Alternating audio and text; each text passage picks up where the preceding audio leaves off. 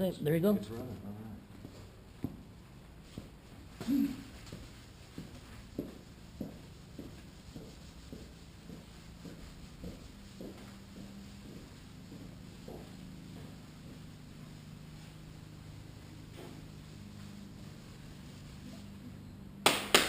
all right. All right, y'all. It's Kevin Lacey here from a TV show, Airplane Repo on Discovery Channel. Right now, what you got me doing here is some repairs to the Stinson here that to the side of the fuselage. It encountered some battle damage last summer at one of the last air shows. Actually, it was last fall. And in case you don't know about the Stinson, the aircraft is covered with fabric. And the fabric on this particular aircraft now is a polyfiber. It's a process with a vinyl-based type of a fabric, and it is a fabric, it really is. The old days they covered them with cotton, grade A cotton and what have you. This is the fabric right here. The airplane had 5 holes in the side of it, and in order to fix the holes I have to sand the paint all the way down to the bare fabric, the underlying original coat. Give myself 2 inches on either side of the damage area, and then fabricate a repair, make a patch out of the same fabric using original fabric, a pair of pinking shears that really do a nice job. Look at this. Make a nice little pink cut right here. The purpose of the pink is so that the fabric doesn't have a tendency to unravel itself. It will stop when it gets to the next pink. But at any rate, this is what you do to make your initial patch. First you do is you sand it out the area you need, giving yourself about 2 inches of margin all the way around the damaged area. Fabricate a patch by cutting up some raw materials.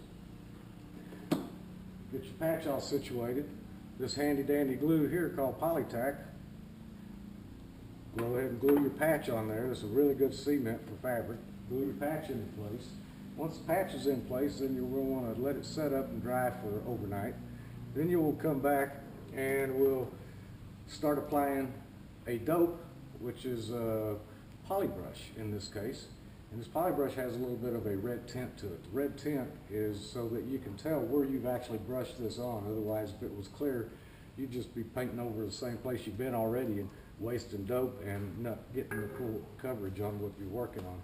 Once you've applied a few cross coats of that, and when I say cross coats, one coat this way, the next coat this way. Once you've done that, then let it set, sand some of the imperfections out, and then come back to it again. Once you've got that situated the way you need it with about 2 or 3 coats on there, it's time to come back with poly spray. This is very much similar to the poly brush that you put on there, except it's not tinted red. This actually has, well, I was told there's aluminum oxide pigments in here, but it gives it a silver color. And the silver color is to protect from ultraviolet rays and protect the fabric underneath. With the it also provides you a possibility to build up areas where you need to build up. So if that works pretty good. Now once this is all done, this requires a lot of sanding. So if elbow grease isn't your thing, call somebody else. We were going to have somebody else do the job here, but due to the climate, the weather conditions, their projects that were in their shop were real slow to get out. And when I say their projects were slow to get out, this stuff is temperature and humidity sensitive. We had a pretty cold winter, in case Al Gore wasn't aware of that. And so cold temperatures are not real good for this, doing this type of work. Neither is high humidity. High humidity will oftentimes cause it to blush.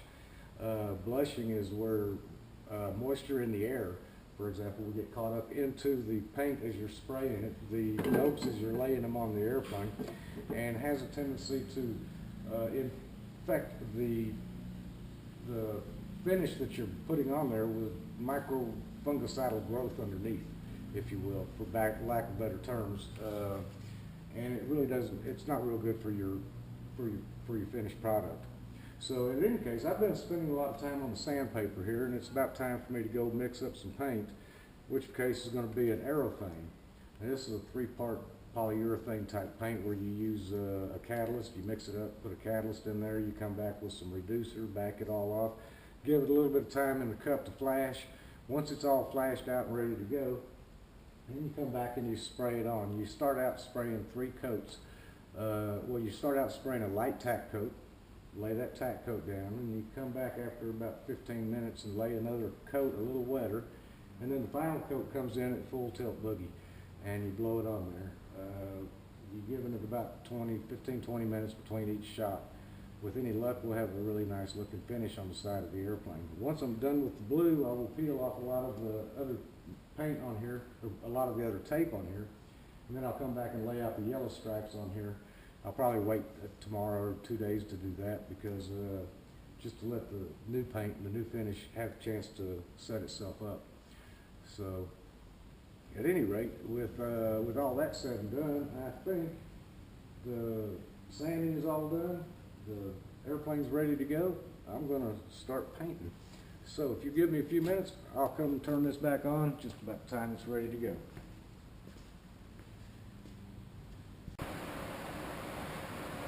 Alrighty now, we're back. Gun in hand, ready to go. Keep in mind, the finish you get is only going to be as good as the effort you put into it beforehand. Paint job, no matter how good you are with a spray gun, you do a lousy job of prep, you're going to get a lousy paint job. So I'm going to lay my first tack coat on here right now. See how that comes out. Pardon the noise, it's a little loud. I turned on an exhaust fan. I'm going to be a little bit muffled because I got my respirator on. This is not my good one, but I'm not at Aero Country, don't have a chance to get my good one. I'm only spraying in small areas, so this will work for now. With respect to the paint can, now this is kind of interesting. The nozzle, right now I've got it set up to fan this way, so I will be fanning this way. And as I go, I'm only spraying a tack coat, but I'm going to cover one layer. I will come back and I will pick up about a quarter of what I just shot, and then shoot that part, and then keep working my way down as I go. All right, here goes nothing.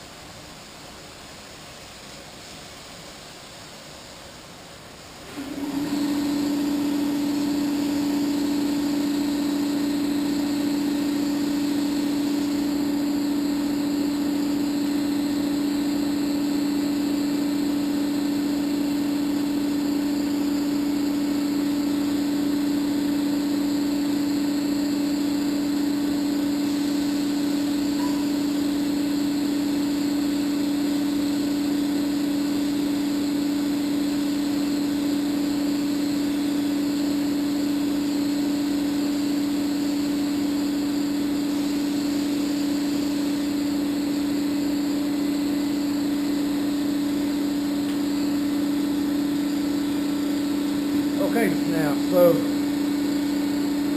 paint kind of dripping just a little bit, but that's not unusual for me. My equipment's usually pretty beat up, but it sprays good. We're going to let this sit here now for about 20 minutes. We're going to come back and we're going to fix it up with another coat. In the meantime, I'm going to find a rag to wrap around the neck of my paint gun, because it needs a really big new gasket. But we'll be back with you in a few minutes to show you how this works out.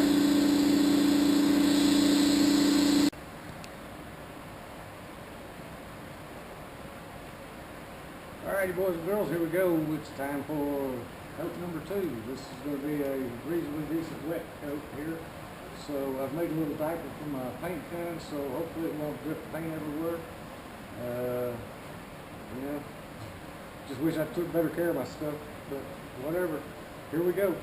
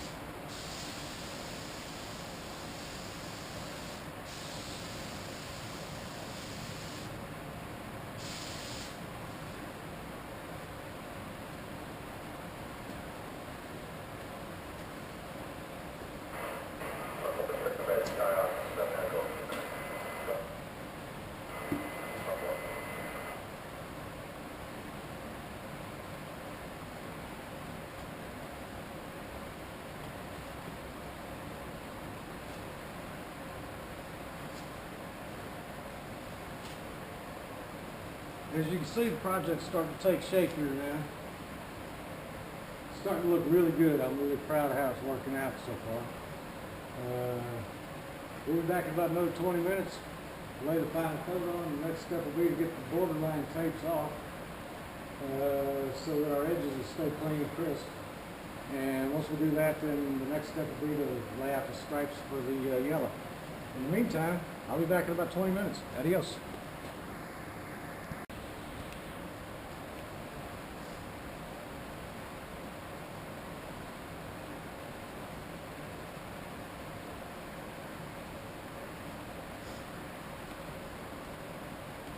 Alright, boys and girls, here we go again. This is the third and final round of applying the blue finish on Gary Stinson here. I don't know what, since I can't see what this GoPro is seeing, I don't have any idea what you're seeing. But the second coat is flowed out nicely, and it's time to lay the third and final wet coat on here. Again, I will try to overlap all my coats. I will go a little slower this time than I did previously, because this is the third and final coat. Hopefully I did enough preparation work in setting up for this shoot, and at the end of the day, the repairs that we did will not even be visible. We'll see what happens. Here we go. Wish me luck.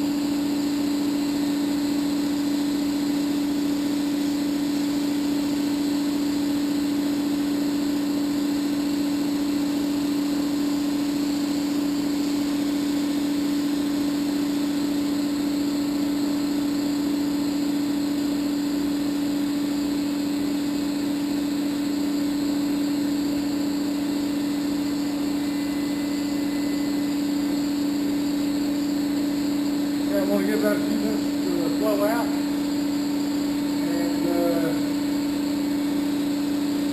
see how it looks. If we got any touch-ups work to do, I'll go in there and take care of that. If not, I'll go ahead and rip the tape, peel it off, and see what she looks like. I'll bring you back into the loop here when I start to peel the